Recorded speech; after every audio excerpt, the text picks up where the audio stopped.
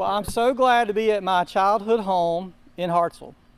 So many great memories, so many great thoughts of the farm, driving tractors and doing everything else around here and growing up and looking forward to harvesting and helping plant seeds in our kids, plant seeds of hope, seeds of helping whether Democrat, Republican, or Independent. I've been helping as a nonpartisan board member for 8 years, and now I'm ready to help everybody. And the one who brought this all up was Bryan Braddock. And you're the one that got the download from God. So share about what God's done and how you brought this into me February 9th. Sure. Well, one, I want to say I've known Bryan to be a servant leader in the community, in the Florence community surrounding for several years. We met, I don't know, it's probably been about 15 years ago. Would Be Helpful and Celebrate Recovery at the time. You were pastor of Celebrate Recovery. And, Bryan wanted to talk to me about his service and how God would use him. And one thing that I've seen in the PD is a lot of changes in education. And we see education on the broader level.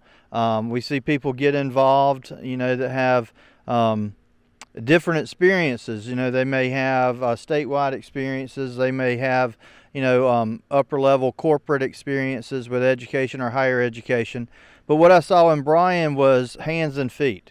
Bryan has been ground level. He's been working with children either through the CLC, through the bus ministry, through Be Helpful.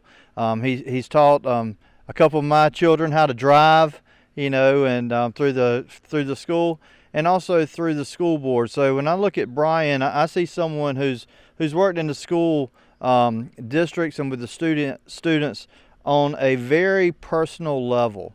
And I think when you're thinking about the state superintendent and who's going to represent the children, it's all about, I feel like that position is who represents the children.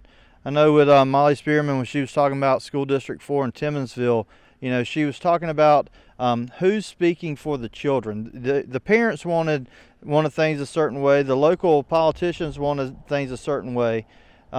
But who is going to best serve the needs of the children? I think Bryan has a pulse on the needs of our children in our state.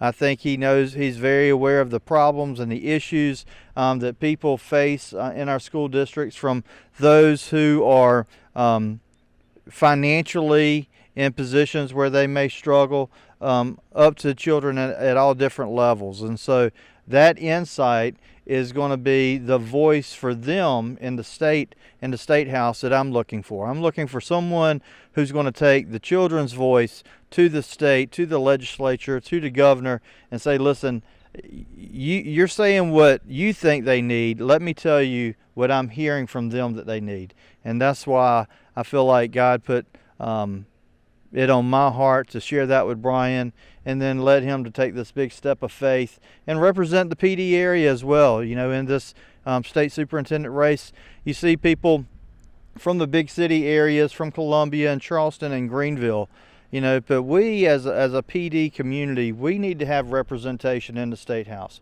We don't need to just sit back in the stands and watch others get involved. We need to take a stand. We need to get involved. We need to let our voice be heard, and we need to let the children's voice be heard. And that's why I'm supporting Bryan Chapman for state superintendent. Thank you very much, Bryan. Appreciate it. Appreciate it.